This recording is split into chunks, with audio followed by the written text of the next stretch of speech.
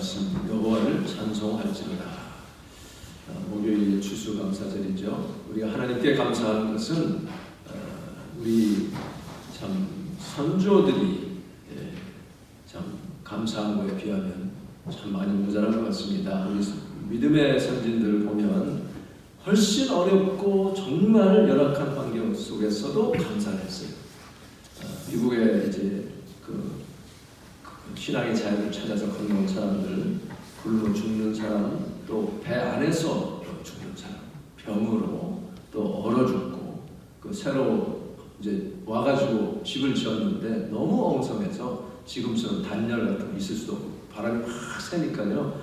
그 안에서 그냥 얼어서 밤자다 죽고 그렇게 해서 반 이상이 죽었다고 하잖아요. 그런 가운데서도 하나님이 이렇게 살려주시고 첫 수확을 내게 해주신 하나님께 감사를 드렸습니다. 그들은 그야말로 영국에서의 그 신앙의 자유를 못 받고 박해를 받으니 그것을 피해서 왔기 때문에 마음껏 하나님께 예배할 수 있는 것을 인해서 하나님께 감사를 드렸습니다. 우리가 이 기간에 한 해 동안 우리에게 베풀어 주신 하나님의 은혜에 참 감사하고 참 찬양을 하는데 우리가 감사하는 것은 좋은 일만 계속돼서 감사하는 게 아니지. 살다 보면 어려운 일도 있고 정말 뜻하지 않게 고통을 당하는 경우도 있습니다. 자기 생각대로 계획대로 일이 술술술 풀려나가면 그 감사하지 않으면 사람도 아니잖아요. 그런데 지난번에 본 것처럼 그 마우이 쪽 추장 하여튼 그 사람 마사이죠. 소를 반 이상을 잃어버렸는데도 나머지 살려주신 것 때문에 감사한 그런 마음, 우리에게 생명 주시고 우리를 지금까지 믿음으로 지켜주신 하나님께 감사하는 마음이 있어야 될 줄 압니다. 뭐든지 술술 잘 풀어나가면 그것이 하나님의 뜻이 아닌데도 잘 풀어나갈 때는 언젠가는 크게 넘어집니다. 그래서 우리는 잘 안 되는 것도 하나님께 기도하며 감사할 때 하나님의 뜻 안에서 이것을 다시 돌이키시고 풀어주실 줄 분명히 믿습니다. 본문을 보면요, 이스라엘 백성들이 하나님 은혜 감사 찬송하는 구절들 가운데에 잘 돼서 감사한 게 아니었어요. 보면 정말 일이 잘 풀려서 찬송한 것이 아니라 마치 보면 무슨 그 타피스트리 짜지 직물을 짤 때에 이렇게 C줄과 날줄로 짜잖아요. 그러면 C줄은 하나님께 감사하고 찬양하죠. 또 어떤 게 C줄인지 날줄인지 모르지만 또 한쪽은 그들이 고난을 겪고 어려움을 당하고 참 고통 겪는 그런 가운데 또 풍랑이 일어가지고 정신이 하나도 없고 이런 그 광야에서 메마른 땅을 지나면서 그런 일들이 또 섞입니다. 그게 섞여가지고 결국은 하나님의 영광을 찬양하고 감사하는 그런 내용을 보게 됩니다. 우리 인생 지난 1년 돌아보면 기쁘고 좋은 일만 있었던 것은 아니잖아요. 괴로운 일들, 고통스러운 일들, 그런 일들 가운데서도 하나님이 나를 사랑하시고 내가 고통당할 때 함께 고통해 주시고 안아주신 그 은혜를 인하여 하나님께 감사를 드리는 것입니다. 이 다니엘 기도 때 나오신 분들 중에 울산 온양 순복음교회 안호성 목사님 간증을 제가 지난 주간에 들었는데요. 이분은 여기 보면 이 본문에 보면 10절에 사람이 흑암과 사망의 그늘에 앉으며 곤고와 쇠사슬에 매이는 그 얘기가 나옵니다. 지금 그 태피시들이 중에 이제 들어있는 고난의 얘기죠. 하나님의 말씀을 거역하며 지존자의 뜻을 멸시함이라. 자기 간증을 하는 거예요. 그분은 보수적이고 전통적인 감리교 목사님의 자녀로 아들로 태어났습니다. 그러니까 청주, 충청도 쪽에서 목회를 아버지가 하셨는데 참 그때는 다 못 살았잖아요. 그리고 목사 아들이라고 맨날 빼앗기고 양보해야 되고 뭐 싸움지도 못하고요. 그리고 자기 아버지는 친자식이 있는데도 아빠나 엄마 안 계신 그런 사람들을 돌본다고 자기보다는 그런 사람들을 먼저 해주고 이렇게 다 뺏어서 주고 하는 것 때문에 자기는 오히려 아버지가 안 계신 것으로 착각할 정도로 그렇게 살다 보니 점점 이제 커가면서 내가 죽으면 죽었지 나는 목사는 안 되겠다. 그래서 자기 그분 표현으로 일천번제를 올리며 자기 목사 안 되겠다고 했다는 거예요. 청소년 시절을 보내고 이제 고등학교를 그래서 1시간 반 떨어진 곳으로 일부러 멀리 이제 갑니다. 거기서 자유와 해방을 만끽하는 거예요. 주먹질도 하고 양보가 어디서 내가 이겨야지. 그리고 뭐 쓰는 날에 아버지 직업이 뭐냐? 장사를 썼대. 목사는 안 쓰고 사자 돌리면 맞는데 장사를 쓰고 이제 뭐 자유롭게 그렇게 사는 거예요. 그래서 자기의 장래 희망은 평범한 삶, 그냥 평범한 자녀로서 자기 가족을 이렇게 내 가족만 지키면 행복하게 살리라. 이게 자기의 인생의 목표였다고 합니다. 그래서 이제 자기는 정치 외교학으로 영국에 유학을 갔어요. 자기가 성공해서 보란듯이 탁 오르리라 그렇게 이제 생각을 하고 푸른 꿈을 꾸면서 이제 지내는데 너무 열심히 공부하고 또 일을 해야 되고 하니까 죽기살기로 공부하다가 배에 통증이 오기 시작합니다. 다리로부터 해가지고 통증이 오기 시작하는데 아주 기분 나쁜 통증이 그냥 갑자기 아프고 얼른 병원에 가겠는데 슬슬 아프게 오는 거예요. 그래서 할 수 없이 이제 아픔이 너무 심해서 병원에 갔더니 원인은 모르겠지만 배에 고름이 너무 찼으니 한국으로 가는 게 좋겠다. 한국에 왔는데 가는 병원마다 다이그노시스 오진을 거듭 해서 결국은 어느 차례는 어머니가 와서 침대째 그냥 병원을 딴 데로 옮겨가지고 큰 병원을 가가지고 수술을 하니까 장이 다 썩어가지고 이제 구멍이 나고요. 고름이 가득 차고 결핵균까지 이렇게 장에 들어가가지고 물을 삼키면 장이 터질 정도로 이렇게 됐다고 합니다. 여러분 보십시오. 5'11", 179cm에 38kg, 84pounds. 말이 안 되죠. 그러니까 살아있는 성장에 말하는 숨만 쉬는 시체, breathing corpse예요. 그래서 아버지의 친구 목사님들이 이제 죽는다, 임종제를 준비했다고 합니다. 그런데 그때에 자기가 이제 내가 죽는구나 하는 것을 이제 알게 됐고요. 그런데 아버지가 와가지고 어느 날 눈물을 흘리면서 사진기를 가져와가지고 자기 환자복을 다 벗기고 뼈만 남았잖아요. 사진을 한 통을 다 찍더랍니다. 너는 안 죽는다. 반드시 살아서 하나님의 사랑과 그 놀라운 능력을 네가 감정할 것이다. 이렇게 얘기를 하고는 기적적으로 며칠 사이에 그 고름이 그러니까 그 쬐다가 그냥 막았는데 닳았는데 어떻게 건드릴 수가 없으니까 배에 구멍을 내가지고 큰 것을 내서 이렇게 흘러내리게 매일 드레싱할 때 한 바가지씩 고름을 이렇게 쏟아냈는데 며칠 사이에 고름이 다 말랐습니다. 거의 이제 토탈 한 1년 만에 퇴원을 했어요. 회복되니까 한동안은 너무너무 하나님께 감사해서 여러분 잘 보세요. 내가 불 속에라도 들어가고 수 있고 순교할 수 있을 것이라는 그런 이제 뜨거운 마음이 있었어요. 그런데 그렇게 한 번에 완전히 돌아서는 사람도 있지만 대개 한 번에 흔들립니다. 건강해지니까 그때의 결심, 내가 이제 목회도 할 수 있고 뭐든지 할 수 있다라고 생각했던 그 결심이 점점 잦아들면서 어느 순간 자기가 딱 보니까 신학교 문 앞에 와 있더라는 거예요. 원서를 내리고 와서 어이구 나 큰일 날 뻔했네, 내가 목사 될 뻔했네. 그러고서는 돌이켜서 일본으로 또 유학을 갑니다. 그러니까 내가 예수를 믿고 이제 믿음 생활을 하는 거예요. 자기는 많은 대로 믿음 생활을 했다고 생각했습니다. 문제는 하나님의 부르심을 묻어두고 자기 생각대로, 자기 계획대로 다시 사는 거예요. 그러니까 항상 기쁨이 넘치고 정말 하나님 안에서 이렇게 믿고 사니 너무 행복했는데 목사만 안 되리라. 그랬다는 거죠. 일본 대기업에서 스카우트 제의를 받아가지고 이제 고용 계약서, 인플로이먼트 다큐멘트에 사인을 하고 그리고 이제 오는데 마음이 아무래도 찜찜할 거 아니에요. 그날 밤에 자리에 누웠는데 깨끗이 나았던 배가 다시 아프기 시작하는 거예요. 바로 그날을 기분 나쁜 그 통증. 그래서 할 수 없이 병원에 가보니 염증의 수치가 100배까지 오르는. 그러니 원인을 찾지 못하고 결국은 수술합니다. 수술실에 들어가면서. 근데 그 수술 날짜가 자기가 2년 전에 수술받았던 그 똑같은 그날 수술을 받게 되는 거예요.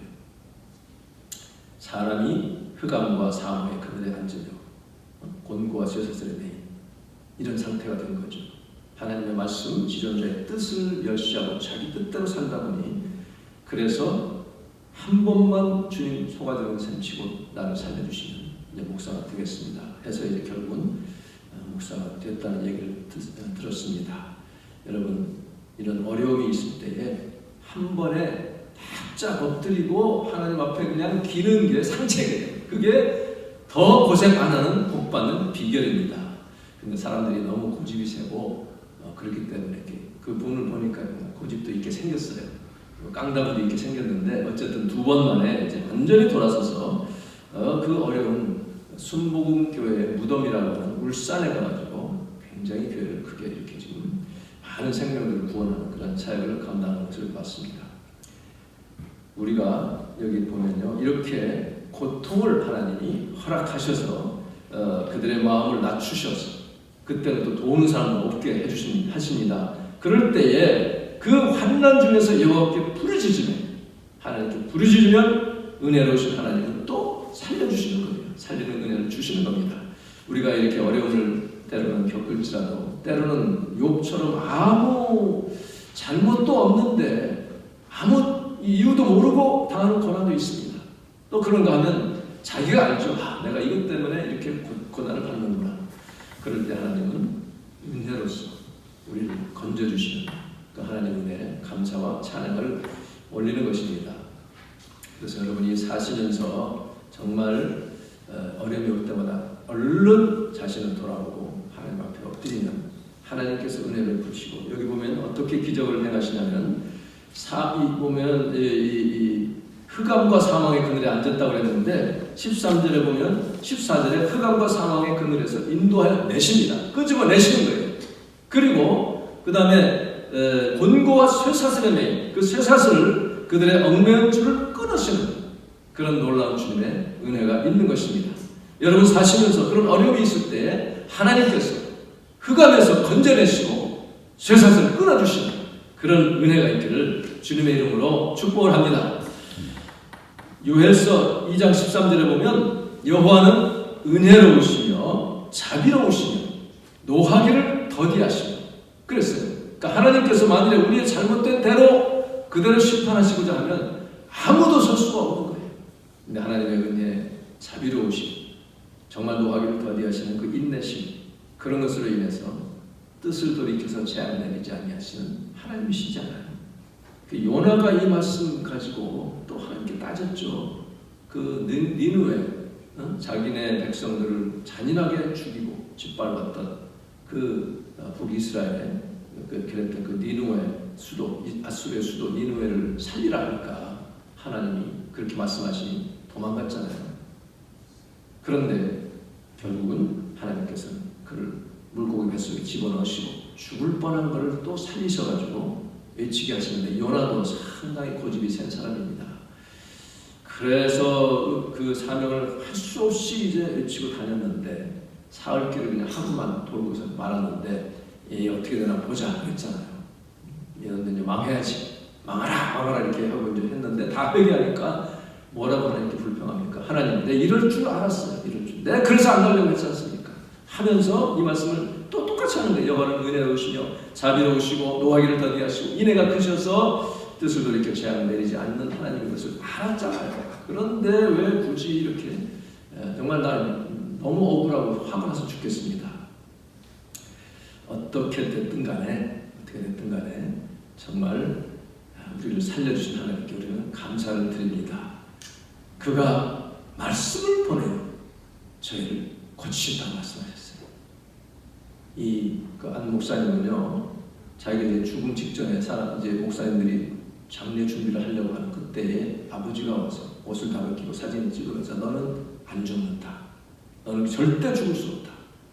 너는 살아서 지금 이 모습이 어떻게 변화되는지를 하나님께 전하는 그 아버지의 말이, 그분은 아버지의 말이 아니라 하나님께서 아버지 입을 통해서 주시는 말씀으로 받았습니다.